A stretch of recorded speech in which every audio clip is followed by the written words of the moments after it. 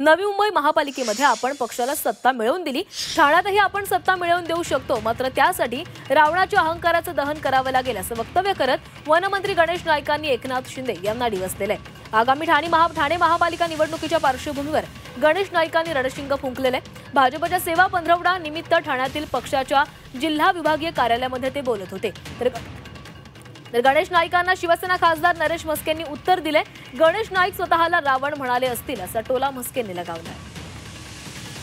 गणेश नाईक स्वतःला बोलले का रावण? कुणाला बोलले गणेश नाईक? अप्रत्यक्षपणे त्यांनी एकनाथ शिंदेकडे रोष दाखल असं वाटतं का? एकनाथ शिंदे साहेबांकडे अप्रत्यक्षरित्या रावण खलनायक का ठरला?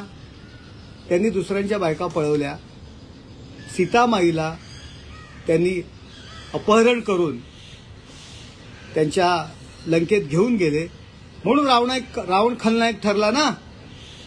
त्याच्यामुळे मला असं वाटतं की गणेश नाईक साहेब स्वतःबद्दल बोलले असतील,